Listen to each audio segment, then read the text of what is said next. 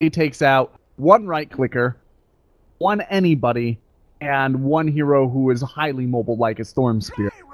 So that you can essentially fight like 3.5 on 5 or 4 on 5 instead of doing a full engagement. That sort of space really benefits a hero like Lina, who likes to be able to hang around in the fight, get her burst off, but then benefit from that Fiery Soul to throw out a lot of DPS as well through that mid-game. 10 seconds we don't see very much Bane, even into the popularity of Storm Spirit, 5 seconds but he can be really effective. The problem is he's going to be standing still, he's very squishy and prone to burst, which is also high in the list of qualifications for an in-meta hero right now with Lina Bane.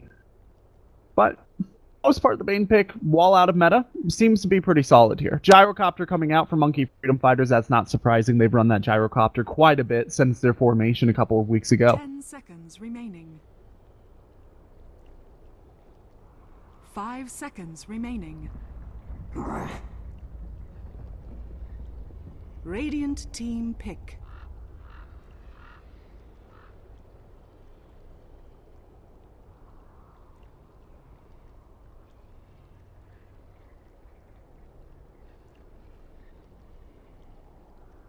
This is our free strike. I'm hearing that you are not coming in over Dota TV. So 10 seconds remaining. I assume it's you and not me. Yeah, but 5 seconds. while you're trying to figure that out, we'll have to wait until we can actually see the speaker. So we apologize, guys. The Reborn client is still a little bit buggy, and last time I casted, I was unable to select heroes at all while broadcasting and the whole thing. Speaking of aggression, Clockwork going to be pulled in here. That's a great pickup against a Bane with the battery assault to just kind of automatically turn off Bane's channeling.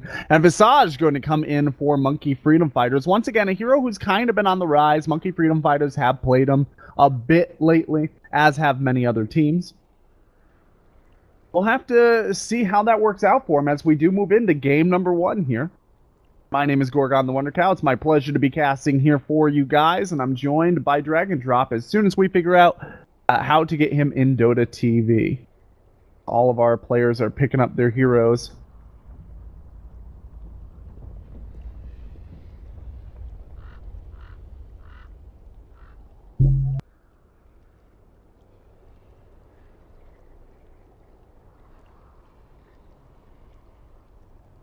Ten seconds remaining. 5 seconds remaining.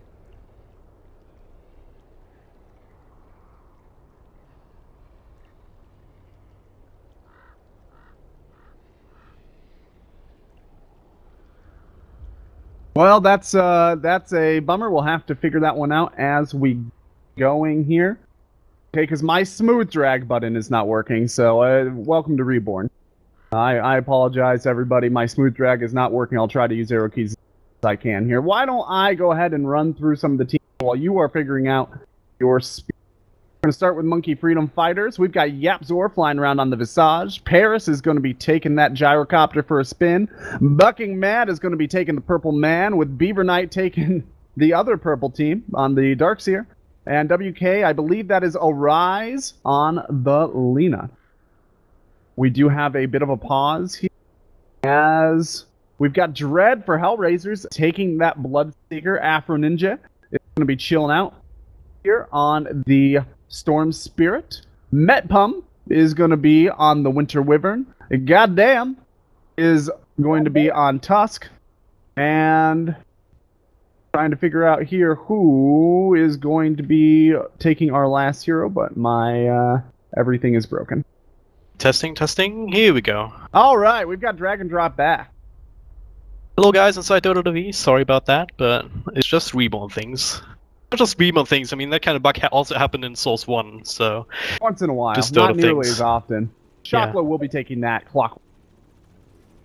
If we don't... Yeah. I mean, I could reconnect as a caster, but I've heard of issues where people are not able to reconnect if they're players in lobby games, so might have to remake that. So It's okay if we're at the beginning of the match. Not so much if you're like 15 minutes in and then you hero and they can't act, right? What happened to Monkey Business in what was it? Fence, I want to say. Yeah, I'm not sure which tournament it was, but I do remember the incident that you're talking about. Funny thing is, they lost crit on Wisp and they still won the game in the end. So it was a lot of fun to watch for sure.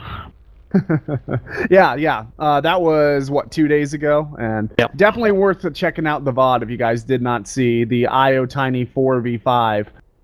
That was that Monkey Business game. Alright, apparently Goddamn was able to reconnect and we're only waiting on Charge though. All right. Well, why don't we kind of walk through the way this game is probably going to break down in the early part. I'm just taking a look at some of my keys because they seem to have been randomly retoggled. So walk us through. What do you think HellRaisers are going to be doing in terms of their breakdown here? If you look at HellRaisers draft, you see the Stormspirit, you see the Winter Wyvern, you see the Tusk. That's a lot of early aggression coming out once the mid game hits. I mean, Stormspirit hero that wants to rotate area. Seeker wants to get a little bit of farm that can rotate into the jungle to give some farm for one of his supports to get their level 6. And then just start picking off heroes left, right, and center. Clockwork, same kind of story. Once he hits level 6, he's also going to look to start making something happen. And if MFF let them get to that point, then if they aren't cool enough with their reactions to it, or they are not careful enough with their positioning, then they might just be caught in the snowball, so to speak, because they don't really have a lot of team fight to then deal with the follow-up pushes after these kind of pickoffs if they give them up, right? You have a single target from Bane, you have Darkseer has some team fight, Gyrocopter is great at just turning around these kind of early engagements, so that's what they're going to be. Apart from that... I would say the problem with the Darkseer team fight here is that while HellRaisers do have a fair amount of physical damage, they have a lot of physical damage that is given auxiliary bonuses from magical damage, which means that the Darkseer's wall illusions are not going to be doing nearly as much as if you were playing against a team that had like Gyrocopter or Phantom Lancer, or somebody who's really hitting very hard. The Storm Spirit hits hard-ish, but a lot of that damage is going to be coming out of the magic, and the Bloodseeker hits hardish as well, but a lot of his damage is coming out of his Blood Rage. So the way that ends up working out is that those wall illusions aren't going to hit nearly as hard as expected. One of the problems that I see for HellRaisers here is that they have a lot of game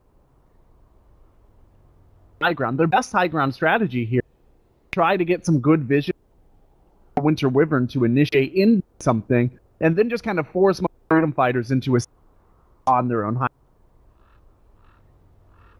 Because Bloodseeker does not high ground. Storm Spirit doesn't that much hours, which you see a lot of these games where Storm Spirit has like 14, 15 Bloodstone charges, but the game still drags to 45, 50 minutes because the high grounds are just so hard. That is true as well. It'll really come down to the mid game for me, I think. As I mentioned before, it's can you snowball off the back of the storm to a point where you can just roll into the high ground, not really care about the defensive advantage that you get from having the choke point, or do you just let the Gyrocopter farm up, because in the late game it does fall off.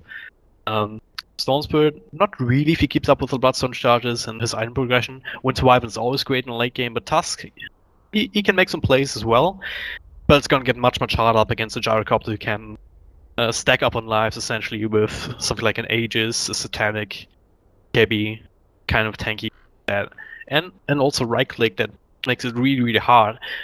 Just take sustained fights.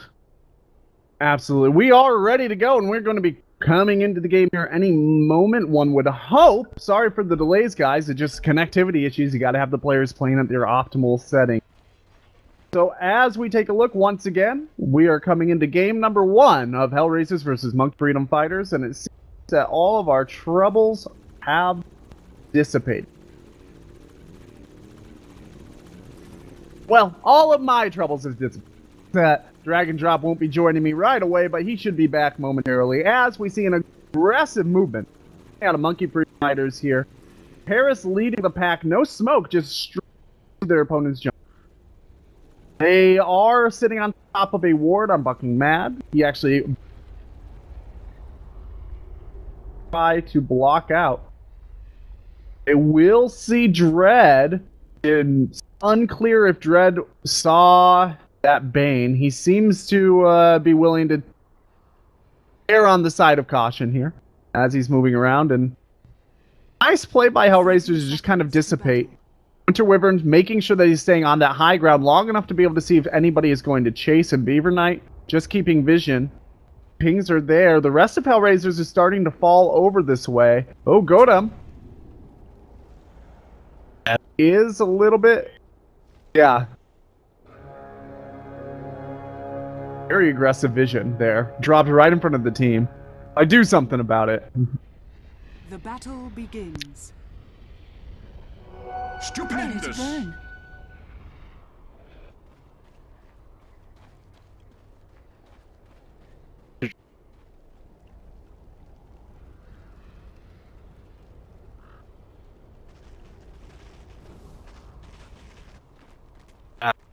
Yeah. Yeah, burn being key in that title, right? It's not something that kills you right away, but it is definitely something that harasses you down over the course of a laning phase.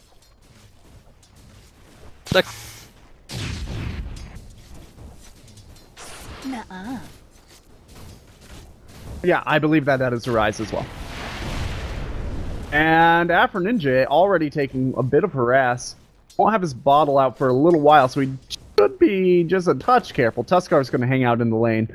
Meanwhile, Bucking Mad is going to sit back here and stack in the jungle. And they're just going to go ahead and leave Gyrocopter one-on-one against Clockwork. At level 1, this shouldn't be a problem. Might become an issue. A little bit of Clockwork gets some level advantage. This is great. The Darkseer up against Dread that is a great matchup for the Darkseer. He probably won't be able to kill Dread or even harass him down too heavily, just because obviously Dread is going to be last hits. But the benefit to that is most heroes can't even keep a Bloodseeker from diving at them. At least the Darkseer will be able to keep him in a pattern where he has to constantly be last hitting or he'll lose too much. Yep. So Dread's focus is going to be on creeps probably and not on the Darkseer. As long as Darkseer manages his...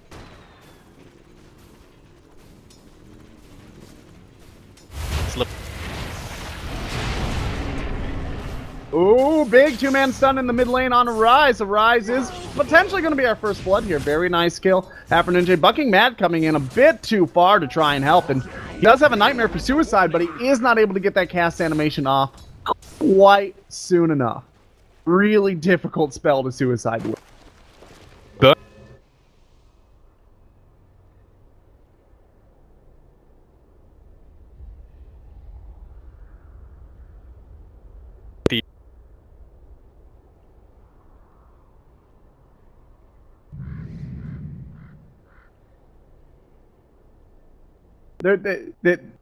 the fact that he dove in there was basically just trying to destroy. Like, you can have a first blood, maybe, but it's gonna be me. Take me instead. A falling on the sword moment. Just did not end up working out. HellRaisers coming out 2-0 out of the gate. In addition to that, not only is his Storm 2 kills deep, but with a bottle already short of 2 minutes, but he also is on top of the last hits and denies. Nope.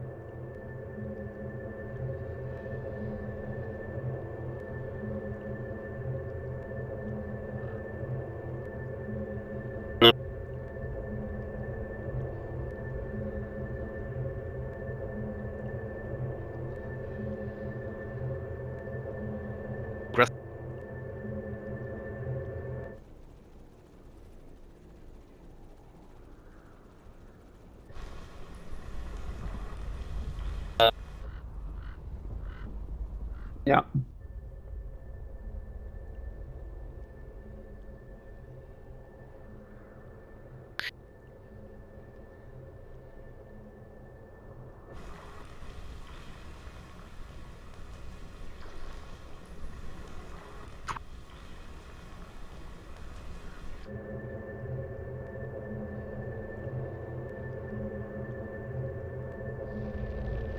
Yeah.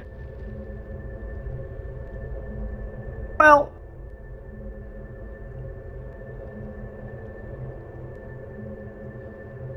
yeah, Bane can be great against two heroes early. In fact, he's one of the best one-on-two heroes early, or two-on-two heroes to have early. But he needs some sort of support, right? That's the key for Bane. He can Nightmare one, so he can turn any two-on-two into a one-on-two in his favor.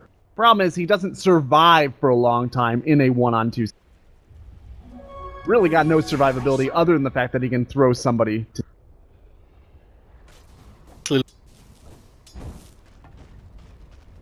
And that was very needed. He had not managed his mana particularly well, and he does not yet have his Soul Ring. He's not even really very close. But once again, coming back to try and harass Dread as best as he can here, making sure that Dread's focus is going to be on last hits and not harass.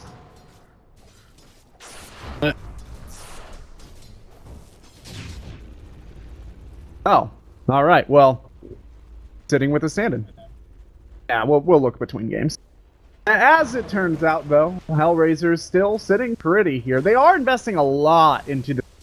That's worth noting. Paris is sort of about to get free farm. He's about to hit the level where he's able to last hit under tower without any concerns. And while Bloodseeker is doing a little bit better right now, Bloodseeker should be easier to gank. Oh man, way out of place here. Is narrowly not able to get around. He does have a Tango. He doesn't eat through right away. He's going to get snowballed. There's the stun. It will be dodged. Very nice play. Will Mad be able to get away? No, he will not. And Storm. Wait. Going to move in onto WK. There's a stun. And the additional damage. There's additional stun coming out from the Storm over onto WK. Mad is actually going back in to throw out the stun. Could be lifted by Afro Ninja here. Another dodge with that snowball. Now WK is going to be chased into the woods over here by the side, the tower, throwing out a bunch of damage on Goddamn, who cannot take physical damage right now. The Lena's going to go down now. Here comes out the auto attack on the Bucking Mad, who does manage to get one before he ends up going down. Either way, that's a series of trades that you will happily take. Dire's middle tower is under attack.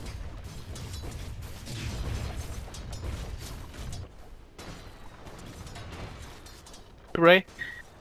And just make the Nightmare completely ineffective, and that's rotation again, coming back, putting back in. Yeah, They just ran circles around them, right? An interesting call. They thought with the Bane coming in, maybe they could get another kill. Brain Sap level 1 isn't quite the nuke that you need in order to make that happen. WK probably should have just faded back through the woods this way and dodged the snowball and just sort of forced HellRaisers to back up out of his lane. Maybe they could have salvaged that as a 1-for-0 mistrade and have kept the game at 3-0. Either way, when you're starting to fall behind in the early game, it's very easy to understand the temptation to try and engage. Shocklow is going to try to move on to Yapsor. If any of these mini-stuns get in range, he can't cogs. Will not happen. There is going to be the use of the Mango by Shocklow to throw down the cogs defensively. But he will actually still hang around on this end. HellRaisers have a really sweet type right now. They will find Mad big again. Rotation. Yeah, Mad is going to be going down here, almost certainly. He does have his Nightmare to try and suicide. He will instead throw it onto Shocklow and will end up going down. Uses that wand as a last-ditch effort. It's not enough. And now a rotation. 3 could go anywhere, 4 even. Could go to any lane. Meanwhile, Beaver Knight is actually being held in place here in the mid. A nice vacuum. There's going to be the wand to bring up. Now Dread is going to be forced to go away. Will not be enough. Visage comes in with the nuke to secure that kill. A nice turn of events. Going the way Monkey Freedom Fighters very desperately. Absolutely. I mean, especially getting it on Bloodseeker, who has had pretty much free farm down there at the bottom lane. So they get something back, but I really like the way HR is playing this. They go aggressive even before they're hitting their levels. Just because they know that MFF, if they get down, there's even less of a chance. Lane, we do have a sleep combo. There is going to be the Life Strike Array and the Laguna Blade. An easy kill. Going the way Monkey Freedom Fighters with that level 8. But Dread has rotated into the mid lane. Now, as has Paris. Dread not expecting that rotation. It's going to down to the face. Up, taking way too much damage. Just onto Paris. Paris cannot go down here. There's going to be the life drain coming out of Bucking Mad. Will not be enough to save his carry. Yapsor takes on as is Mad. Stun goes out, it will miss. Yapzor should be going down here. One more auto attack ought to do it from Godam, but the slow coming out of the Gravekeeper will not be enough to save him, it doesn't look like. WK meanwhile being dove in. Beaver Knight's going to go down by the tower. Jeez.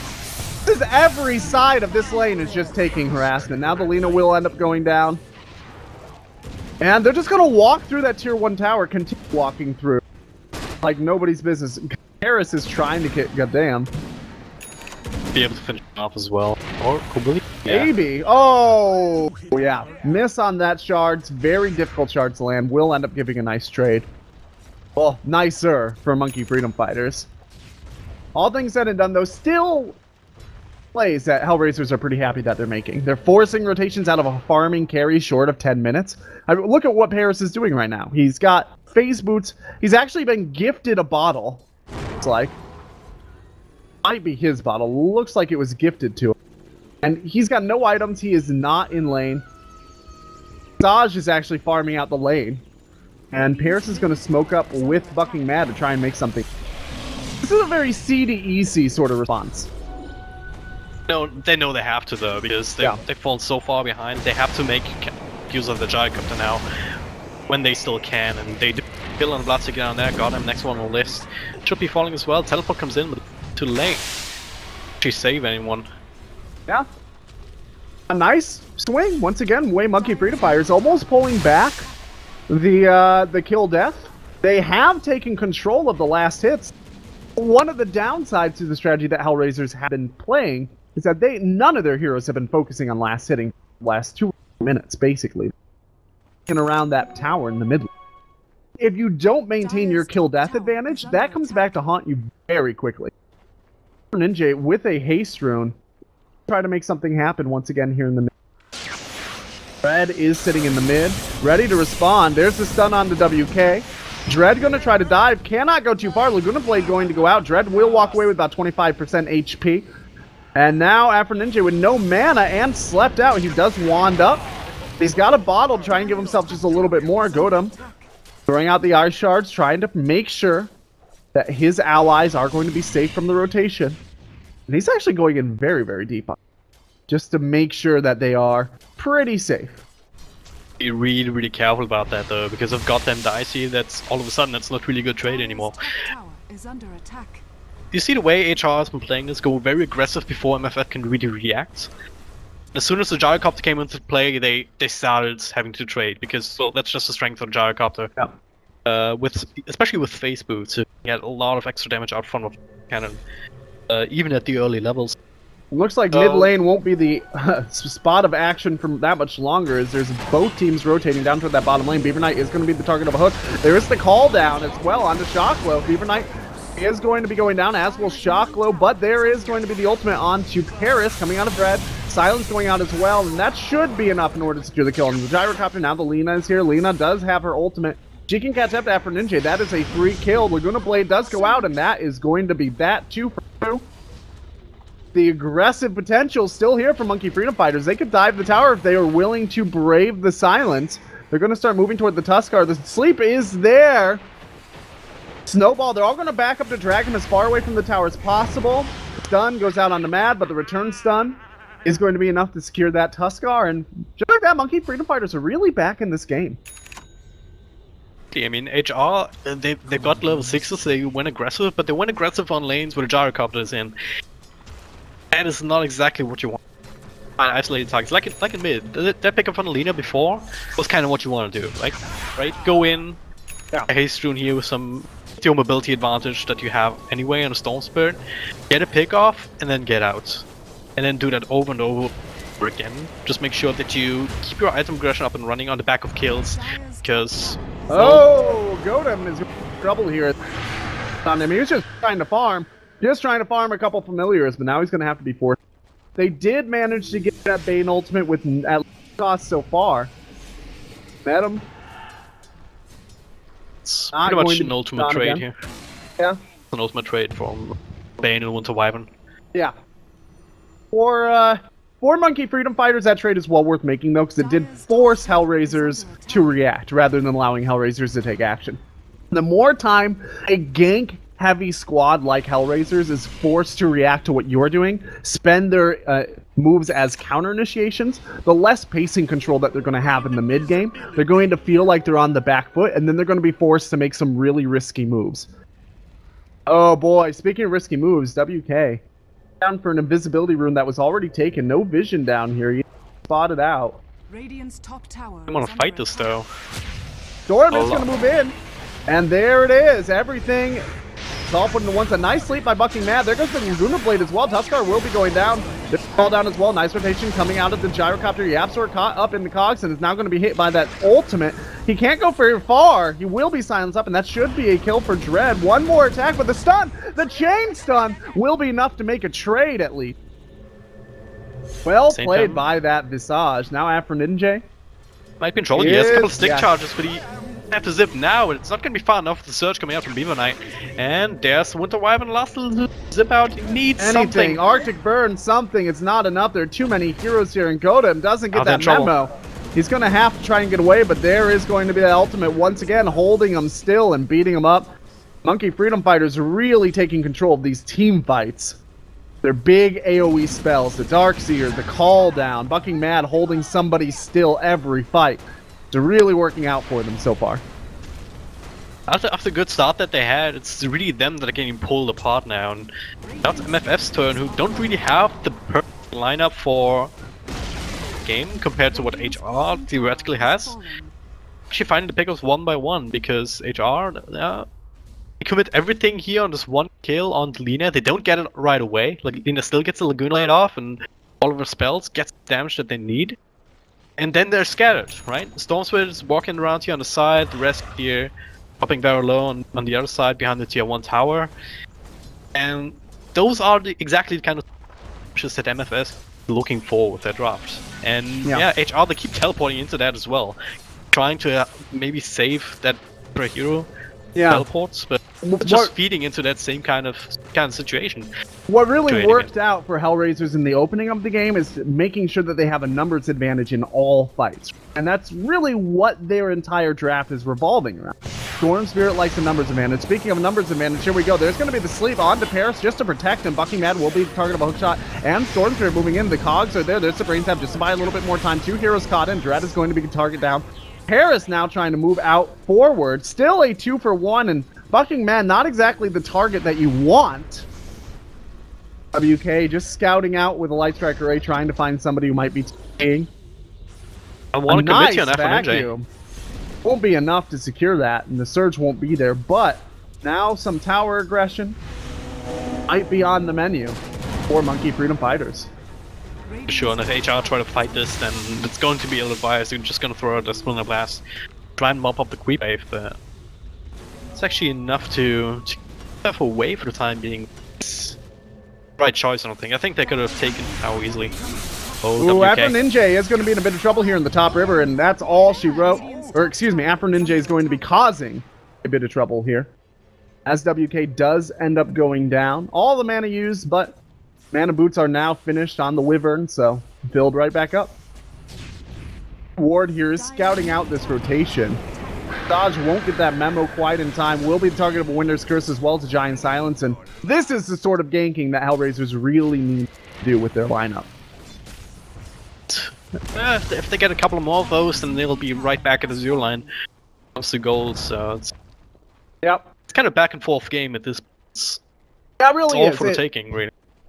The problem is that a lot of HellRaisers heroes are momentum based, especially that Bloodseeker, who, as we mentioned before, does not high ground particularly well and is a little bit item dependent in terms of stepping up in that mid game portion, actually being a damage dealer rather than just somebody to hunt down the scraps of a... And that's what HellRaisers are really relying on that Bloodseeker to become. His Bloodseeker's win rate is abysmal. It's like 40% in Pro Dota. And those are really the reasons why. He's so momentum dependent and he can't high ground whatsoever. If you throw a Bloodseeker in a non-farming carry position, his win rate actually goes up quite a bit. It goes up like somewhere between 8 and 15% depending on if you put him in the mid lane or the off lane. So that once again just goes to show how, as a damage dealer, he kind of falls off without... He's actually going to go for the Blade Mail build. which is going to be great up against potentially a Lina or maybe a Gyrocopter Bane. The problem is it doesn't help his damage output. That's once again a ganking-oriented item. They are really putting all of their eggs into the get pickoffs basket. Shocklo will be seen here. Maybe not. They realized that in the long run, they won't really be able to contest up against the Gyrocopter, who is building a BKB right now. So, Blade Mail, he doesn't really care about that. The only thing he cares about is these big ultimates for Wyvern and Clockwork, and Rupture as well. Still plenty of things to deal with. Speaking of Rupture, Paris is going to be the target of it. He's going to throw down a zoning call down just to protect himself. It looked like this was going to become a fight, but HellRaisers not really willing to commit to it, even though they know where everybody is now. Said they're going to push in a bit, but against the Ion Shell and the Gyrocopter, I don't think they're really going to be able to do any significant damage here. They're waiting for an opportunity to grab a Winter's Curse, potentially. There's no mobility up on the Wyvern, although he does have that Glimmer Cape up now. Really, really strong item on the Wyvern, so that'll allow them to take these kind of team fights a little bit more reliably, especially up against the mechanism things in here on the docks here. Put allow MFF just fight that a little bit longer. So now they have the ability to just go YOLO on F1 Ninja on the Storm Spirit essentially. Oh, and rely. Yo, Winter Wyvern's going to come up here right up and in for the Winter's Curse. A great play, but there is going to be the Gyrocopter just pumping out tons of damage. We'll end up going down. That's 3 down, 4 down almost. 4 Monkey Freedom Fighters, only 1 for the HellRaisers. Dread is going to try to get away, will not be able to. Bucking Mad will be the next target as Shocklo comes through. He has no mana. A very, very nice play by the Winter Wyvern here just to give the health regen to keep Afro Ninja alive as Yapster tries to secure something, and that's a 5-man swing. I just want to point out at Metpum's amazing play here, coming up through the lack of vision on that impassable terrain, using that ability to get perfect location for a Winter's Curse to open up that fight. That fight was chaotic, but HellRaisers really kept a cool mind and targeted down one hero at a time. Meanwhile, Monkey Freedom Fighters really split their damage and did not really seem to be coordinated throughout that entire endeavor. So really case in point as well of what we're saying about the Glimmer Cape. I mean, you have the potential to save this case. I think it was Tusk on the high ground being exposed. And that kind of interrupts the entire chain of initiation from Monkey Freedom Fighters on the back of that Nightmare. So all of a sudden you don't really do any damage anymore, then you have all the mobility from HR coming in to get you, right? All the crowd control from the Clockwork, Afro Ninjas rounds with less to worry about because you've already blown some of your control on that initial target. That, by the way, was a 6,000 net worth swing between that fight, or the gank rather, that happened just before that, and that in favor of HellRaisers. So that was a net worth swing greater than the highest amount of net worth achieved by either team. Tom is going to be going down here. They're going to commit 2 ultimates for this. Call down is a really short cooldown though, so you might as well just use it like a handshake in that situation. Yeah, it's a really big deal. That Fiend's group, they could have technically probably just went for the Nightmare. Oh god, middle lane. WK in trouble. Oh, speaking of which, Lena will end up going down here to Shocklo. The missile getting it from across the map. It was Afro Ninja and the Tuskar. Bam. And Dread just going to do a bit of slip pushing. This is really the sort of situation that HellRaisers is. Is this largely because the Gyrocopter falls off at a certain point in the game? And oh, here we go. Bucking Mad is going to be held back. Shocklo's Blade Mail is going to prevent him from being able to do very much at all, and he is silent, so he will not be able to get away or suicide out of this situation. The Gyrocopter, though, as I was saying, Paris, is really great, as you mentioned, for the first 10, maybe 15 minutes, just because of his single target damage and his splash potential. You get that call down, it's very low cooldown, high damage output, it's got a high amount of control with the slow. So it can isolate a hero in one of these side fights. You can absolutely wreck him with Rocket Barrage. You can push well to make sure that you're maintaining control of your lanes.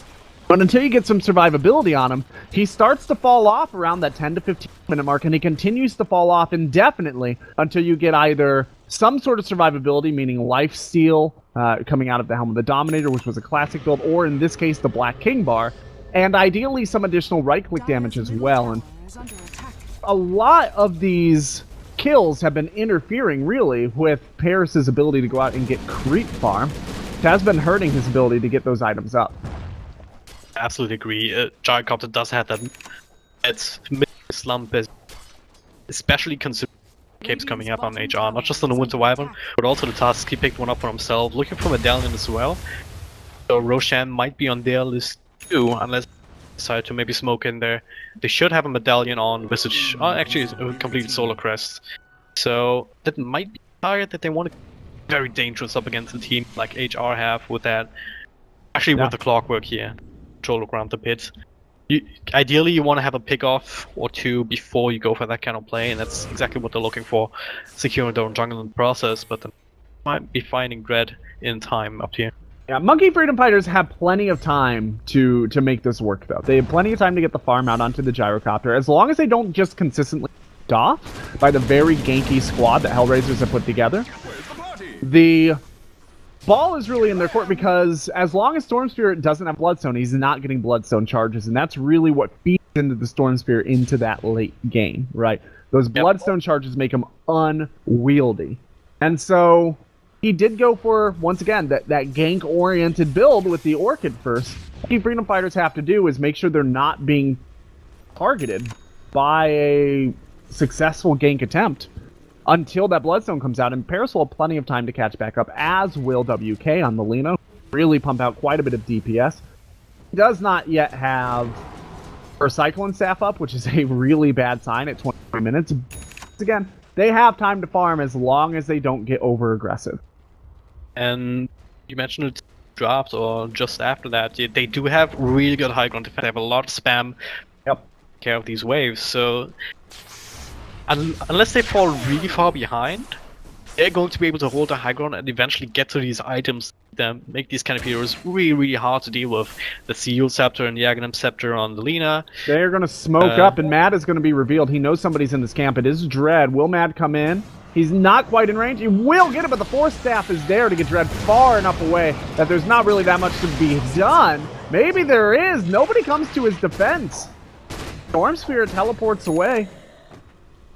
As a BKB shown off on Paris that made them make their decision. The Orchid came out and then immediately the BKB just deny any sort of counter aggression from the it, and that was the reveal too. Well worth it.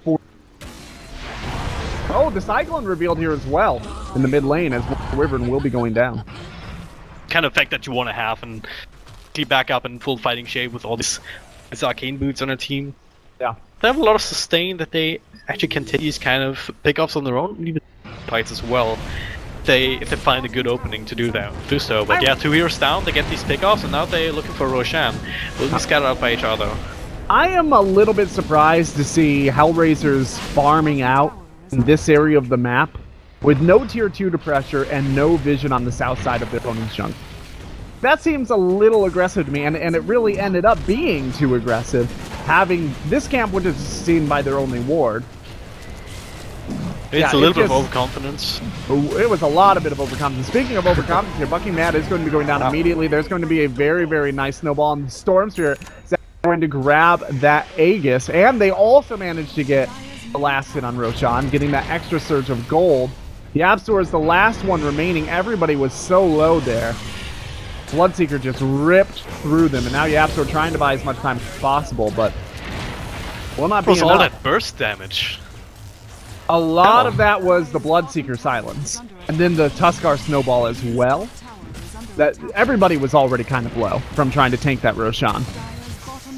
You can check the combat log to tell us exactly what was the biggest bet, but Afro Ninja as well came in with almost an entire mana pool, probably his entire mana pool.